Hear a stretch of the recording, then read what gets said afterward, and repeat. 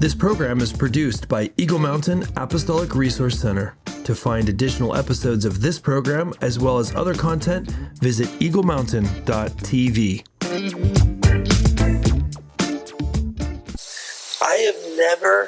I'm going on record right now, I've never had a harebrained idea. He's had lots of ideas that have hair on them. Did you just say I've had lots of ideas with hair on them? Yes. Okay. Oh my goodness. What? The devil? I found him. Why am I not surprised that he's in here? He's over here in this bucket. There he is. Mr. Sin! Not bothering us anymore. How are you doing there, Foxy? Such a beef wit. Do you know who you're talking to? I'm Mr. Sin. You can't talk to me like that. You don't have to be rude. I said beef wit. Beef wit, that's even worse. No, I'm not a fan of that, but I am a fan of finding out what you're doing after this show. Maybe we could go grab some drinks or something. What do you say? No thanks. Hey everyone, welcome to Together We Build. My name is Chris Behnke. I'm here with Prudence O'Haire and the wonderful, magnificent Buckley, who's had a recent haircut and has these really fabulous eyebrows, these visors. What do you call them? They're advisors. Advisors? His advisors. Only you would even get Lloyd and Rico. Lloyd. So just so I understand, you have actually named these eyebrows. Yep. Mm-hmm. Lloyd and Rico, and they're his advisors. Right. Not visors. Can you advisors. just help me understand what in the world you're thinking? No. Why not? There's no way. There is no logical There's sense no way any to of know. it. Sorry. There's no way to know. Okay. Well, we're going to get started here in just a second, but we're almost done. Did you know that we're almost done with animal trivia? We've reached the bottom of the Yeah, list. when you There's said I nothing want to do more to when learn you about said animals. I want to do animal trivia. Okay. When you said that, I found 100 animal trivia questions from some random website, and we've been going through that, and we have 97, 98, 99, and 100 left. You ready? Yep. You're getting 2 of those on this episode. 2. Okay. Divvy them up. Here you go. Question number 1. Mm-hmm. Now, after all of this, Okay. I cannot have you drop the ball on this, okay? Mm-hmm. Okay, here we go. What is a group of pigs called? A potluck?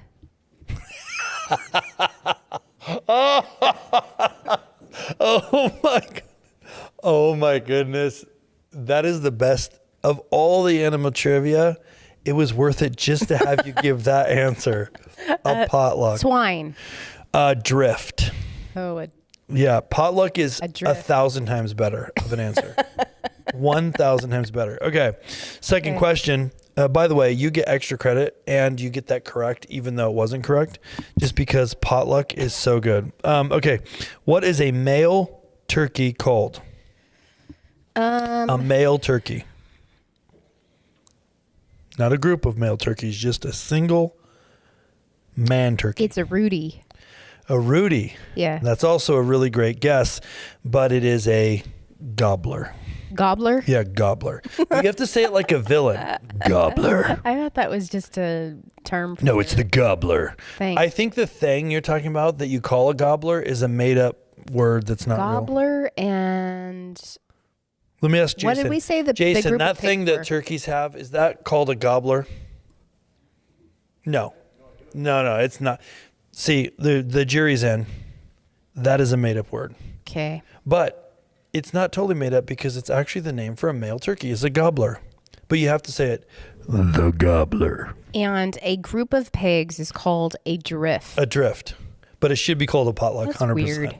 Should for sure be called a potluck. That is the best answer I think I have ever heard. Okay, so there's just 2 more left. We'll have to do on the next episode. There's just 2 more left. We're going to get into this topic of fear, and I'm super excited about it. But we can't do that until we Is this a vocabulary word? This is a vocabulary word. Oh, wait, I never and hit the cheers. Here's what you get for potluck. That's for you, Bucklington. Okay, what do you got? Well, first of all, I just said and we're really working hard to eradicate The problem this is word. if you call it out, I know. then we're going to stumble over saying But the folks out there will be amused by it, okay?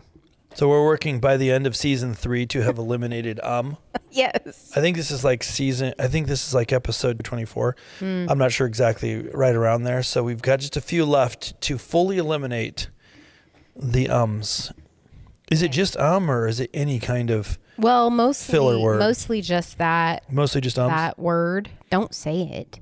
It helps you to keep going. If you say it, the gobbler is going to come around the corner and hit you on the head with a tack hammer. That would be fun. All right. What's the All right, word? so we're going to just go over a couple of words that you should know to sound smart. Essential words every sophisticated person should be able to use.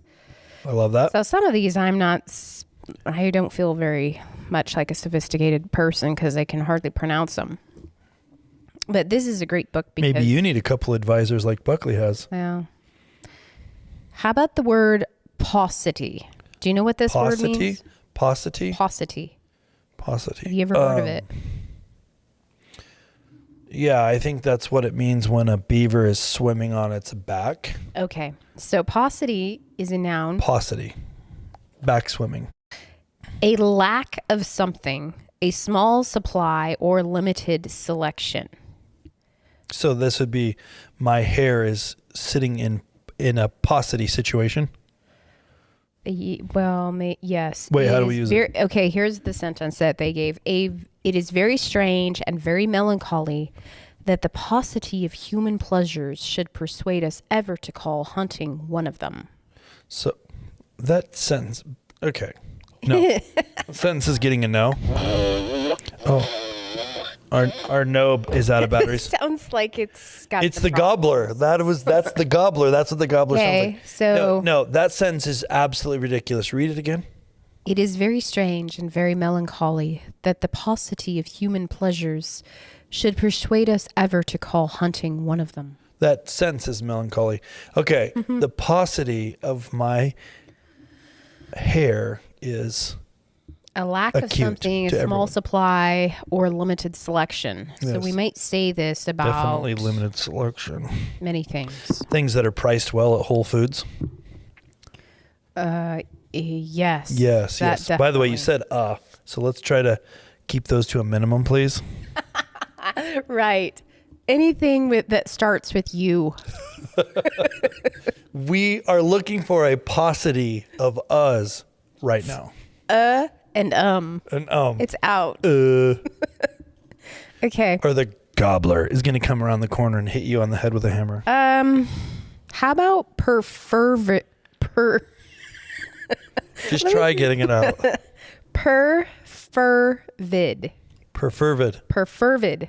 Yes, that is what it means when a beaver swims backwards on its back. Paucity. I need to write this Only down. in lakes. No. Perfervid is an adjective. It's overly intense and passionate. Oh, that's me. Overblown and dramatic. No, that's not me. Perfervid. Use it in one of their ridiculous sentences. Okay. We laughed at the distastefully perfervid love letters that Roland sent to Germaine. Is that two dudes' names? No. Well. Germaine is a female. Or her or she? Well, I assume. Perfervid. Paucity. Paucity. A lack of something, a small supply or limited selection. Are you taking notes on this? Yeah, I am. Wow. Because I actually do want to learn new words. Yeah. Okay, and perfervid, overly intense and passionate, overblown and dramatic. So instead of using the term dramatic, Chris, you can say perfervid. You don't have to be so perfervid. Oh, she is so perfervid. That will get you a gong. That'll get you there. All I can say is it's totally fake news. Perfervid. It's made up stuff. Exactly. He's talking about something perfervid. He's definitely perfervid. All right. Is that it? Yeah. Okay, that was amazing. Amazing. So, we're not talking about that. We're not talking about trivia. We're not talking about perfervid. What we are talking about in this episode is fear. Yep. What's in your wallet? I mean, what's in your closet? What's in your closet? Fear. Not in my closet, okay? No fear allowed in my closet. Are we talking about the emotional closet, not your actual closet? Yeah. Although some people may have some things in Is their it the closet that Eminem is cleaning out or a different one? I'm not sure. So I said, oh my goodness. Said it. Every time I say I'm giving myself a cheer. I'm just going to snap. Let's just snap. I'd like everyone to watch you snap real quick. How many different beverages do you have over there? I have regular water, my coffee. Your drink selection is perfervid. My servant has made me. Your drink selection is perfervid. And Your servant made you the coffee? sparkling water. I made you the coffee. All right, let's dig into this. Bible passages, not having fear. No, not Bible passages. Okay, so I want to talk about fear from a different point of view. So I did a little Google search, and the Google search came up with the top 5 commonly found fears among conservative Christians. Yeah. And Top 5, huh? yeah, you can also see in this list a little bit of the bias that comes from mainstream search engines, websites, and so forth. Because I typed, what are the top 5 fears found among conservative Christians? And several answers I got back had to do with MAGA. Uh-huh. Well, So that's liberal interesting. Christians aren't going to have these fears. According to Mr. Googleson. Right. So I said again. Maybe we should address liberal Christians. We're not next. addressing that. We're going to go into these top 5. I want to talk about each one. Okay. I think I want to start with reading the full list, and then we'll tackle each one at a time. What do you say about that, Prudence? All right. First one, loss of cultural and religious influence. Second one, immigration and demographic changes. Third one, government overreach and loss of personal freedoms. Next, economic insecurity. And last, political corruption and distrust in elections. It's very interesting that these are what it came up with. I would have to say that I don't know that this list is off. I think it could be accurate, but it's just a very interesting list. So do you have any overall thoughts, or should we just tackle these one at a time? What do you think? Conservative Christian. Yeah, that's what I put in So, my search bar. Yeah. So we need to just make that distinction that we're just talking about these underlying fears of this demographic because, I get 2 snaps for that. 1, 2. And in the same sentence. What I'm really saying disappointed. is that a lot of Christians may not even think about this stuff. Right. So we're addressing conservative Yes. Christians. So do you want to tackle them one at a time, or what are you thinking? Well, All right, definitely not all at once. And should I read what Google says? Let's try it on the first one. What exactly are we doing here, by the way? Well, what I want to do is I think this list is not far off on what, a lot of conservative Christians do fear right now. Obviously, this doesn't cover everything. Obviously, in addition, we really shouldn't fear anything. We should have no fear. We should have zero fears. What that doesn't mean, though, is that we shouldn't be cautious. We shouldn't be aware. We shouldn't be concerned. There's a lot of things that we should be cautious about. There's a lot of things we should be concerned about. There's a lot of things that we should see and not like and want to change. There's a lot of things that we should see and say, hey, in this example, in this situation, I want to be very careful, or I don't want to do this, or I do want to do this because what I'm seeing is dangerous or whatever.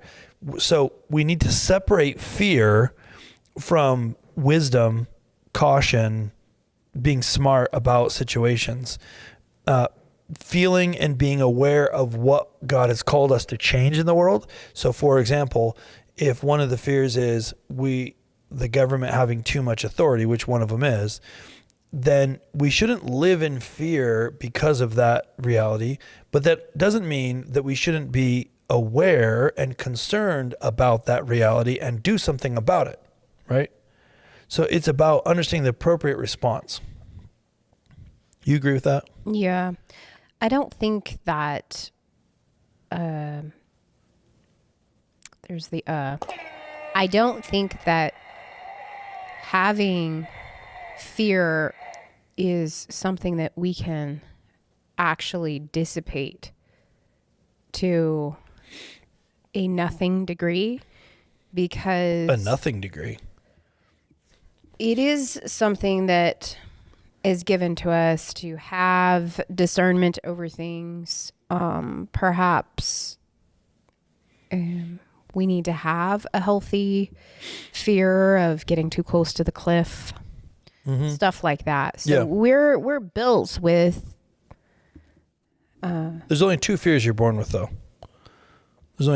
All other fears are learned. The two fears you're born with are loud noises and heights. Yeah. Well, so the cliff thing fits.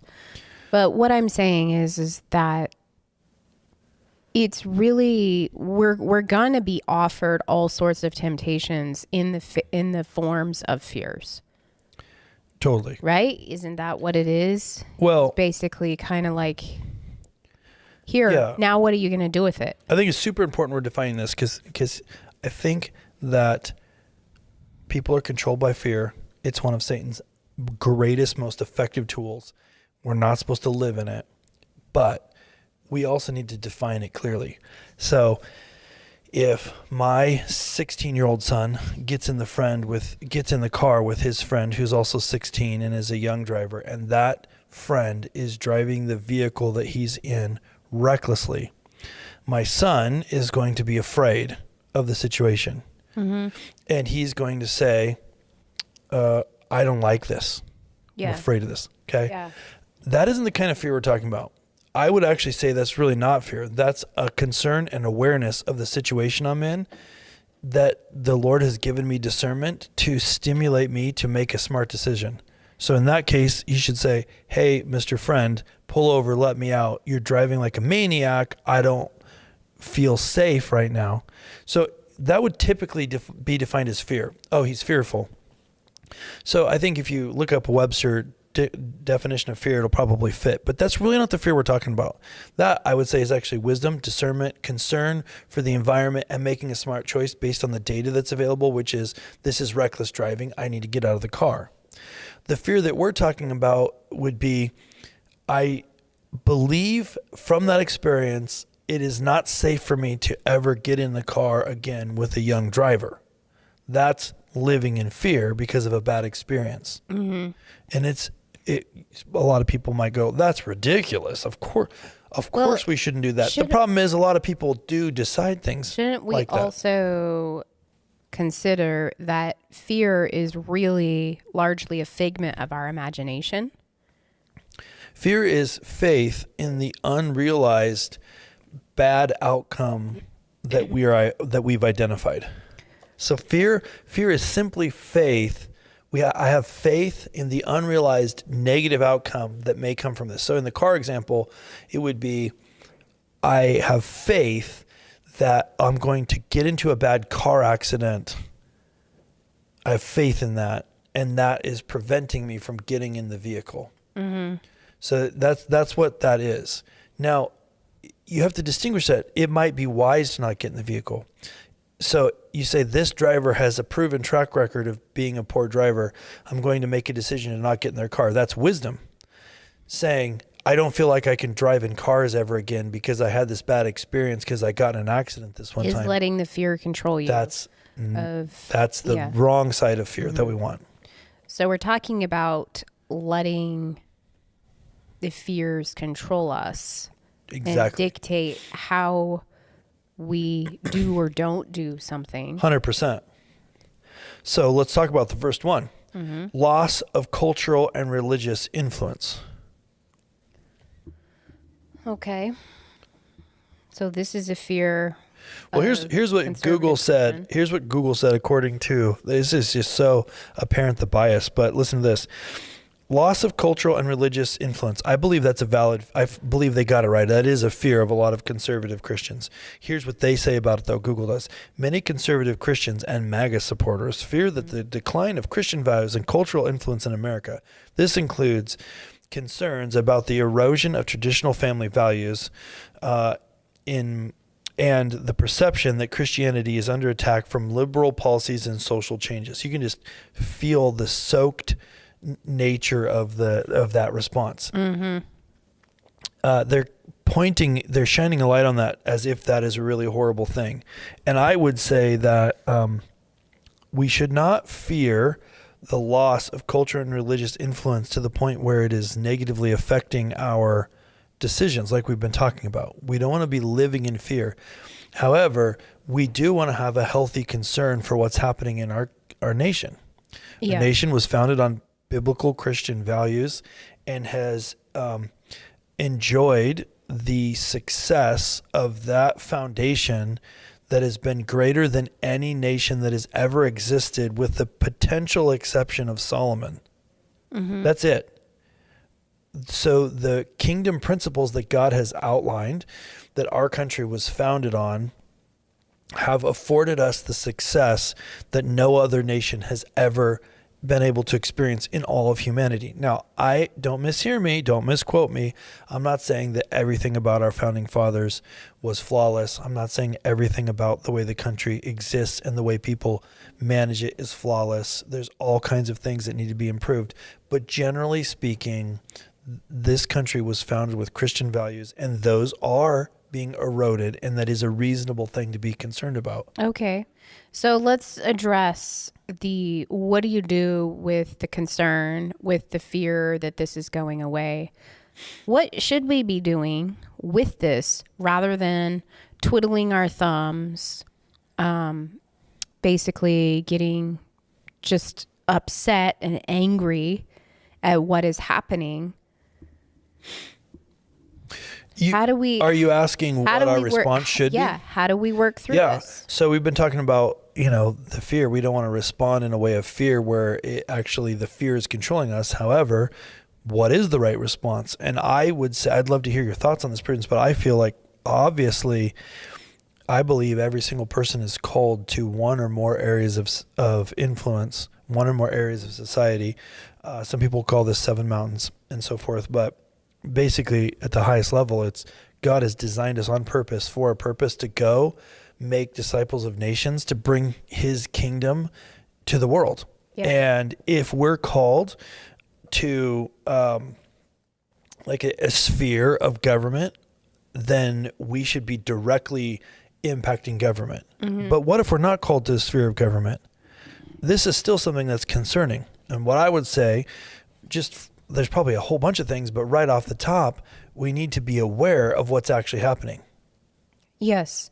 We all have a responsibility to be aware of what is happening in our society. Yeah. And we are going to be ineffective. You had 2. We're going to be ineffective at making a change towards kingdom principles if we're unaware of the enemy's devices. So it does need to start with being aware. Yes. Also being aware of where you're called to help support our society, our country, your state, or whatever it is, needs to also be in the we need to figure out, well, what am I supposed to do about this? Am I supposed to be doing something about this? Yeah. And taking actionable steps. Yeah, 100%. To get the job done. Yes. Let's not sit and whine and carry on about how these things are being taken away.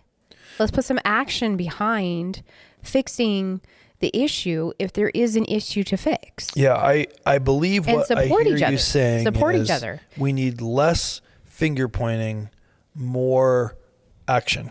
Yes.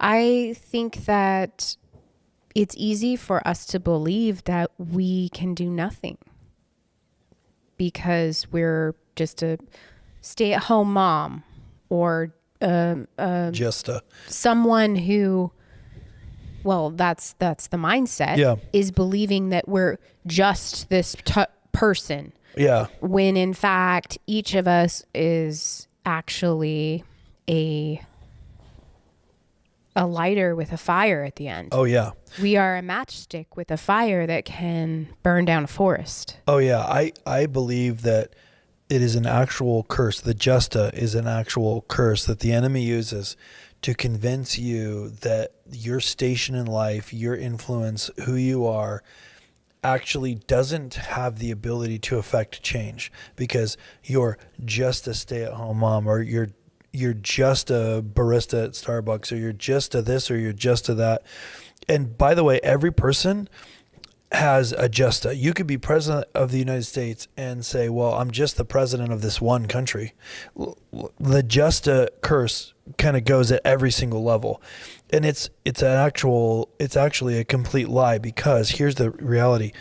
The reality is that God has purposed every person to play a role. Those roles all have to work together. So we actually need to connect together, and through the connection together, we have incredible strength. This is a very simple, and not biblical all of principle. us are called to eradicate a lot of this, to correct, if I may use that term. Right.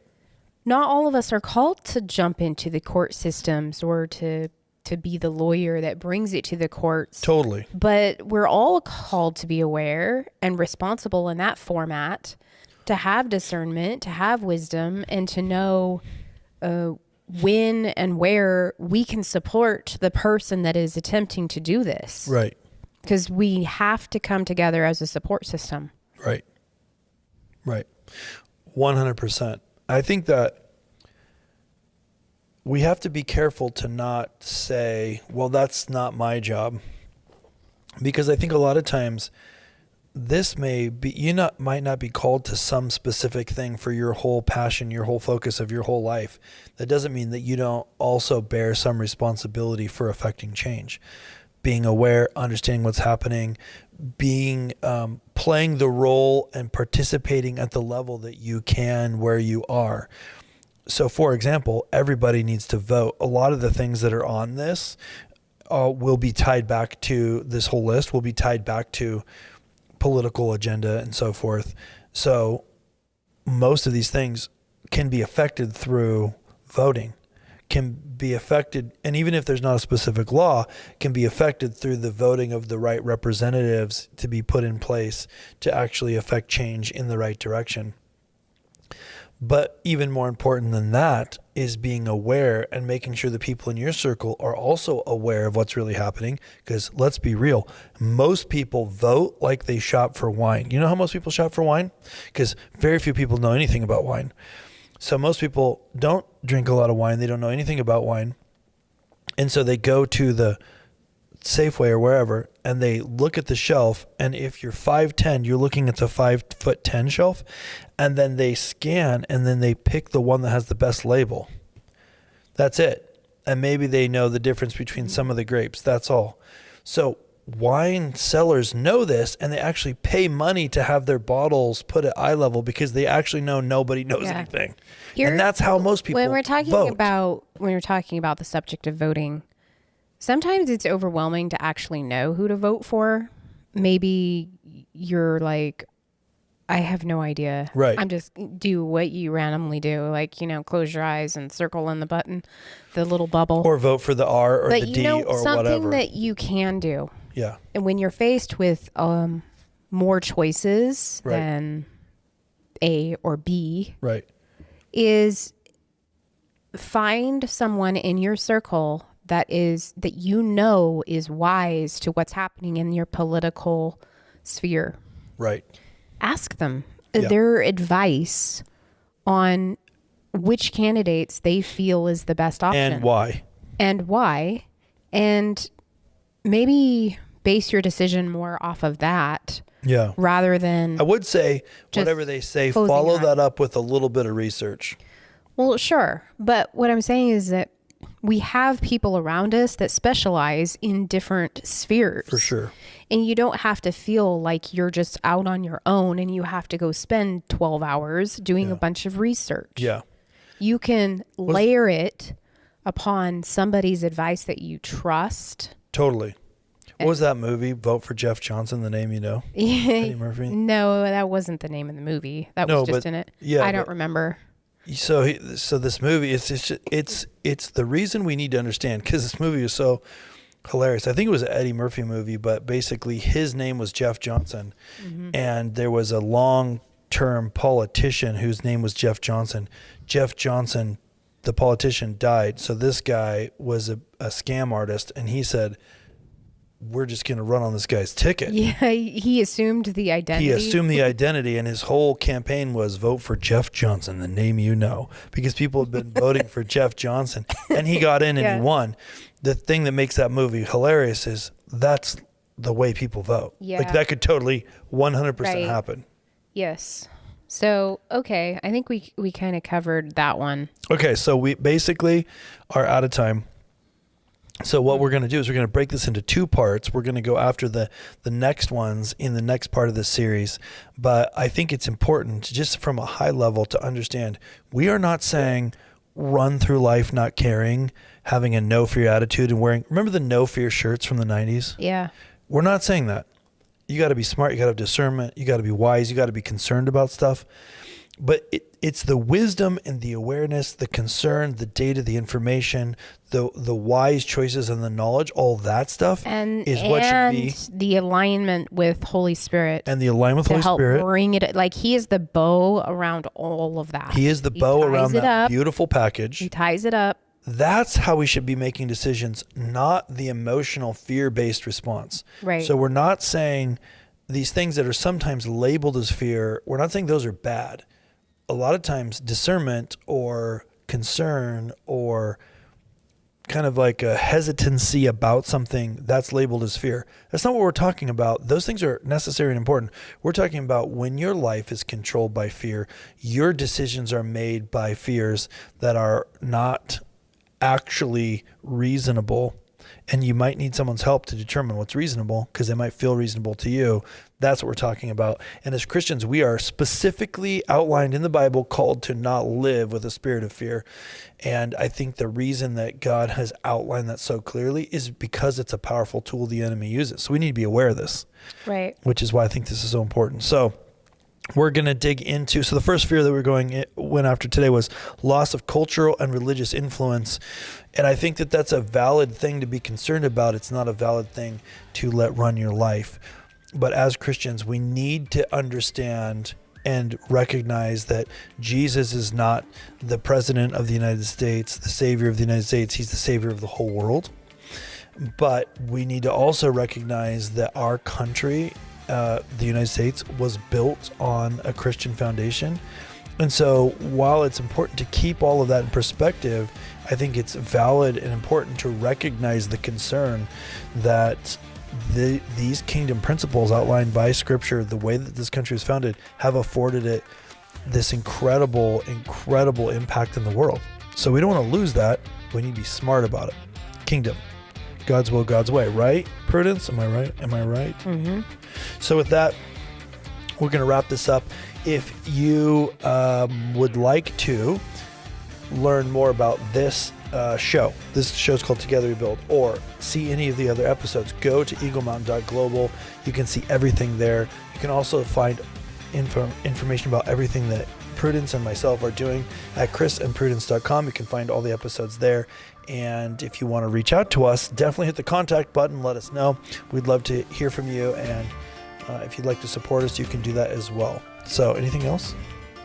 I think that's it. Like, share, subscribe. But don't say like or Just like, share, subscribe, but don't say or No, I didn't say like. it. I didn't say it. Perfect. No, I'm not lying. I'm giving you the cheer.